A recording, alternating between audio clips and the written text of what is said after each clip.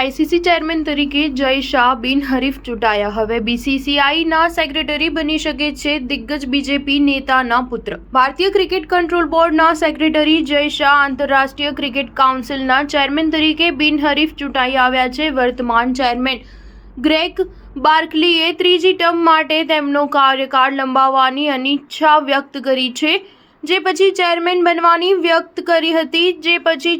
બનવાની રેસમાં એકમાત્ર ઉમેદવાર જય શાહ હતા. તેમને નિર્વિરોધ ચૂંટાયેલા જાહેર કરવામાં આવ્યા હતા. 35 વર્ષના જય શાહ આઈસીસીના સૌથી યુવા વયના ચેરમેન બન્યા છે. વર્તમાન પ્રમુખ ગ્રેગ બાર્કલીના કાર્યકાળનો 30મી નવેમ્બરે પૂર્ણ થઈ રહ્યો છે, જે પછી 1 ડિસેમ્બરથી નવા ચેરમેન તરીકે તેમની જવાબદારી સંભાળી લેશે. જય શાહ એન શ્રીનિવાસ અને શશાંક મનોહર બાદ આઈસીસીના ચેરમેન બનનારા ત્રીજા ભારતીય છે. આઈસીસીના ચેરમેન બનવા માટે તેમને બીસીસીઆઈના સેક્રેટરી તરીકેનું પદ છોડવું પડશે. બીસીસીઆઈના નવા સેક્રેટરી બનવાની રેસમાં અરુણ જેટલીના પુત્ર રોહન જેટલી સૌથી આગળ હોવાની ચર્ચા ક્રિકેટ વર્તુળોમાં ચાલી રહી છે. રોહન જેટલી હાલ ડીડીસીએના અધ્યક્ષ છે, જે હવે બીસીસીઆઈના ચેરમેન બને તેવી શક્યતા છે. 2023માં તેઓને દિલ્હી અને જિલ્લા ક્રિકેટ એસોસિએશનના અધ્યક્ષ તરીકે બિનહરીફ ચૂંટવામાં આવ્યા હતા. તેઓ સૌપ્રથમ 2020માં ડીડીસીએના અધ્યક્ષ બન્યા હતા. રોહન ભારતીય જનતા પાર્ટીના દિગ્ગજ નેતા રહી ચૂકેલા અરુણ જેટલીના પુત્ર છે. તેમણે